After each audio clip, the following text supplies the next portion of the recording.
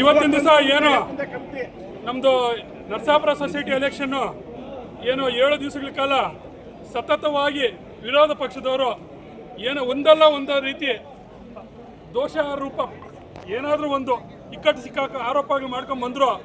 ಇವತ್ತು ಅದಕ್ಕೆಲ್ಲ ರಿಸಲ್ಟ್ ನಾವು 11 ಸೀಟ್ ಗೆದ್ದಿರೋದು ಮೊದಲನೇದಾಗಿ.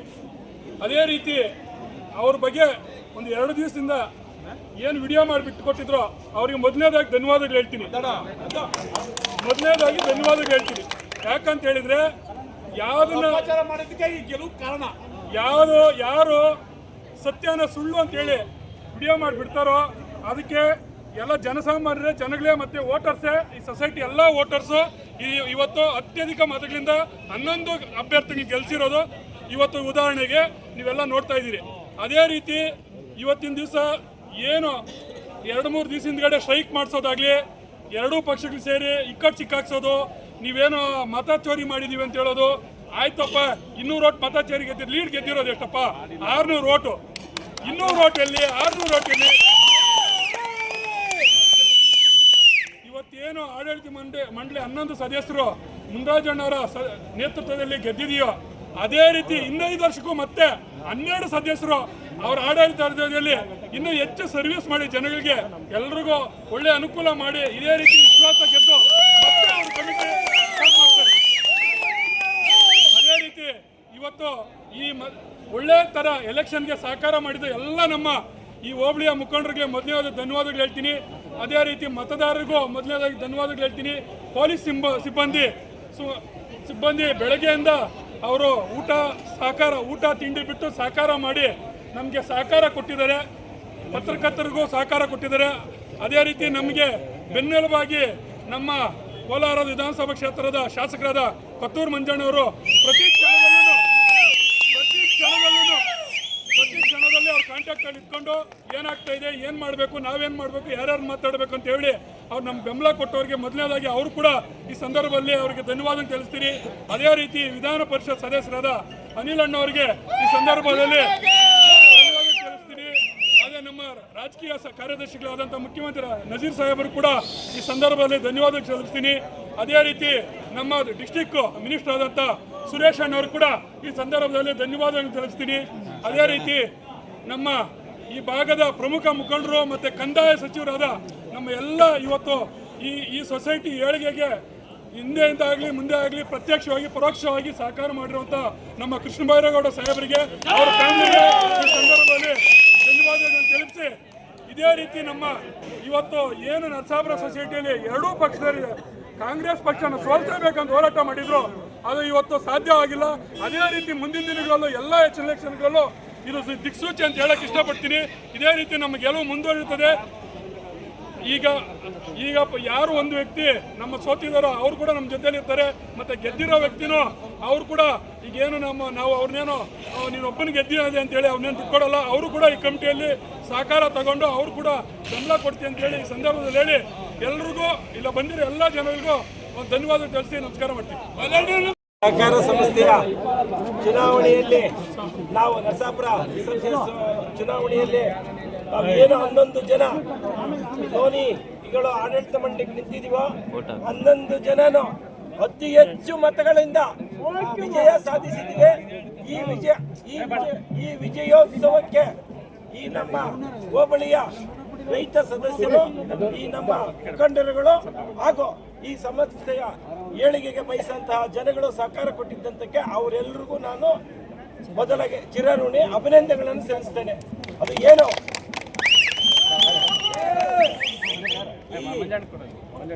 ಸಂಘದ ಚುನಾವಣೆ ಪ್ರಾರಂಭ ಆದಾಗದಿಂದ ಸುಮಾರು 15 ದಿವಸದಿಂದ ಒಂದಲ್ಲ ಒಂದು ಇಲ್ಲಿ ಪ್ರತಿಭಟನೆ ಮಾಡೋದು, ಮತ್ತೆ ಪ್ರೆಸ್ ಮೀಟ್ ಮಾಡೋದು, ಇಲ್ಲಿ ಏನೇನೋ ದುರಾಡಳಿತ ನಡೆದೋಗಿದೆ, ಮಾಡಬಾರ್ದೆಲ್ಲ ಮಾಡಕ್ಕಿದ್ದಾರೆ, ಇದು ಹಂಗಾಗಿದೆ ಹಿಂಗಾಗಿದೆ, ಮುನ್ರಾಜಪ್ಪನು ಈ ಸಂಘದಿಂದ ದೋಚ್ಕೊಂಡೋಗಿ ಬಂಗ್ಲೆಗಳು ಕಟ್ಕೊಂಡಿದ್ದಾನೆ, ಅವ್ರು ಇದು ಮಾಡ್ಕೊಂಡಿದ್ದಾನೆ ಅಂತೆಲ್ಲ ಏನು ನನ್ನ ಮೇಲೆ ಅಪವಾದ ಮಾಡಿದ್ರು, ನನ್ನ ಮೇಲೆ, ನನ್ನ ಆಡಳಿತ ಮಂಡಳಿ ಮೇಲೆ, ಈ ಸಂಘದ ಮೇಲೆ, ಆ ಅಪವಾದನೆಲ್ಲನೂ ನಮ್ಮ ಈ ಜನ ನಮ್ಮ ತೀರ್ಮಾನವನ್ನು ಕೊಟ್ಟು ಅದು ಸುಳ್ಳು ಅಪಾದನೆ ಅಂತೇಳಿ ತೀರ್ಮಾನವನ್ನು ಕೊಟ್ಟಿದ್ದಾರೆ.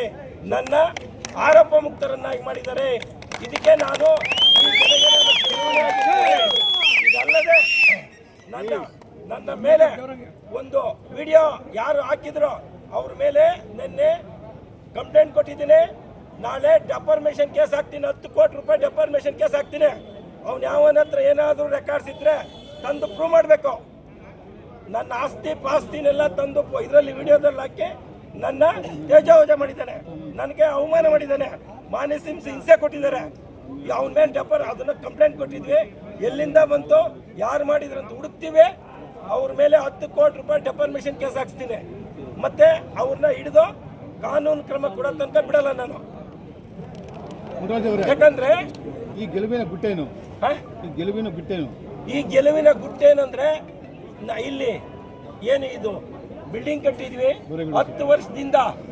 ಈ ರೈತರಿಗೆ ನನ್ನ ಸಹಕಾರ, ನನ್ನ ಸಹನೆ, ಅವ್ರಿಗೆ ಕೊಟ್ಟಂತ ಸರ್ವಿಸು, ಈ ಬಿಲ್ಡಿಂಗ್ ಕಟ್ಟಿರೋದಕ್ಕೆ ನನ್ನ ಐಡೆಂಟಿಫಿಕೇಶನ್ ಮಾಡಿ ನನ್ನ ಆಡಳಿತ ಮಂಡಳಿನ 11 ಜನನು ಒಟ್ಟಿಗೆ ಅತಿ ಹೆಚ್ಚು ಮತಗಳಿಂದ 250ರಿಂದ 300 ಮತ ಲೀಡು ಇಂದ ಗೆದ್ದಿದ್ವಿ. ಅದಕ್ಕೆ ನಾಳೆ ಒಂದು ಹೇಳ್ತಾರೆ ನಮ್ಮ ಈ ವಿರೋಧಿಗಳು, ಇಲ್ಲ ಅವ್ರು 200 ಓಟು ಕಳ್ತಾ ನೋಟ್ ಮಾಡ್ಕೊಂಡ್ಬಿಟ್ಟಿದ್ರು, ಆ ಓಟ್ ಇಲ್ಲಪ್ಪ, ಆ ಓಟಲ್ಲಿ ಗೆದ್ರು ಅಂತ ಹೇಳ್ತಾರೆ. ಆ ಓಟಲ್ಲೆಲ್ಲ ಗೆದ್ದಿರೋದು ನಾವು ಜನಗಳ ಓಟಲ್ಲಿ.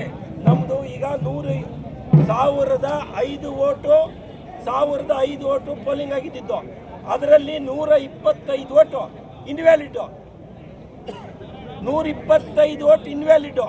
ಇನ್ನು ಓಟ್ ಇದ್ದಿದ್ದೆಷ್ಟು 880 ಓಟು. 880 ಓಟಲ್ಲಿ 670 ಓಟ್ ನನಗೆ ಬಂದಿದೆ.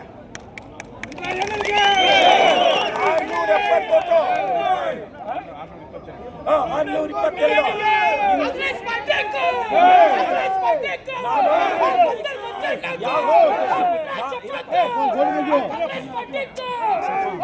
ನಾವ್ಯಾವುದೋ ಮಾಡಿರೋ ಓಟಲ್ಲಿ ಗೆದ್ದಿಲ್ಲ.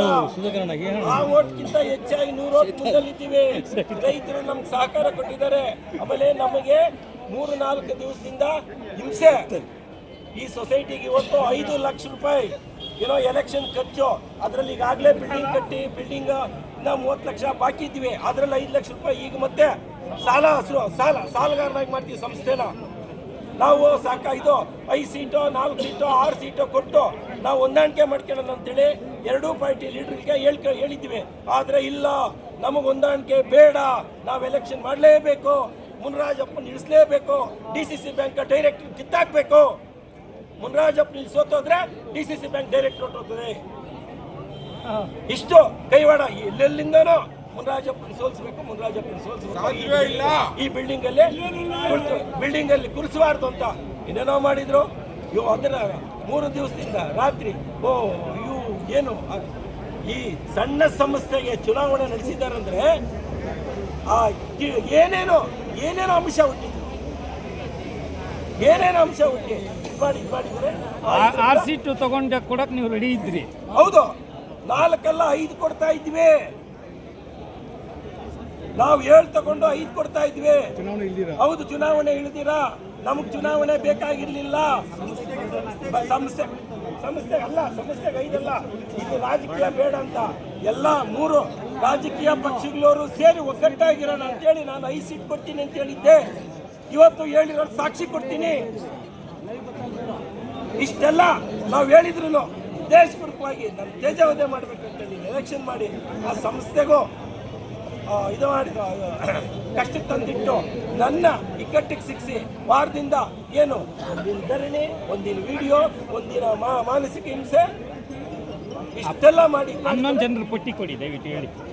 11 ಜನರು ಜನರಲ್ ಸಾಮಾನ್ಯ ಕ್ಷೇತ್ರದಲ್ಲಿ KM ಮುನಿರಾಜು,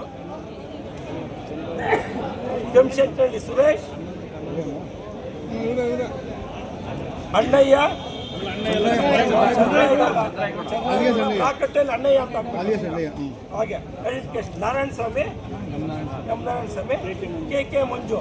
ಇದು 5 ಜನ ಸಾಮಾನ್ಯ ಕ್ಷೇತ್ರ. ಮಹಿಳಾ ಆಂಜಿನಮ್ಮ ಅಂತ ಒಬ್ರು ದಿನ್ಯಾವಸಳ್ಳಿ, ಜಮುನಾ ಅಂತ ಒಬ್ರು ಮಹಿಳಾ ಇದ್ರು ಆಫೀಸ್ನಲ್ಲಿ. ಆಮೇಲೆ BCA ಮೇಲಲ್ಲಿ ಗಣೇಶ್ ಅಂತ ಒಬ್ರು, ಮೋಟಪ್ಪ ಅಂತ ಒಬ್ರು. ಆಮೇಲೆ SC-ನಲ್ಲಿ ಆದಿಮೂರ್ತಿ, ST-ನಲ್ಲಿ ವೆಂಕಟಪ್ಪ. ಇಷ್ಟು ಜನ ನಮ್ಮ ಇದರಲ್ಲಿದೆ. ಒಂದು ಮಾತ್ರ ಇದು ಷೇರ್ದಾರರು ಇದರಲ್ಲಿ ಒಂದು ಇದು BJP ಸಾಲಗಾರ ಅಲ್ಲದ ಕ್ಷೇತ್ರದಲ್ಲಿ BJPಯಿಂದ ನಮ್ಮ ಚಂದ್ರಶೇಖರ್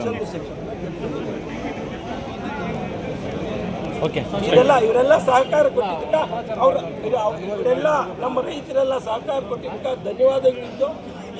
ಇವ್ರು ಏನು ನನ್ನ ಮೇಲೆ ಆಸೆ ಇಟ್ಟಿದ್ದನ್ನು ಮಾಡಿರ್ತ ಬಂದ ಮೇಲೆ ಅವ್ರ ಆಸೆಯನ್ನು 2ರಷ್ಟು ನಾನು ಇಲ್ಲಿ ಕೆಲಸ ಮಾಡಿ ಆ ಕೆಲಸನ ತೋರಿಸಿ ಅಭಿವೃದ್ಧಿ ಪಡಿಸ್ತೀನಿ. ಸದ್ಯ ಏನ್ ಗುರಿ ನಿಮ್ದು?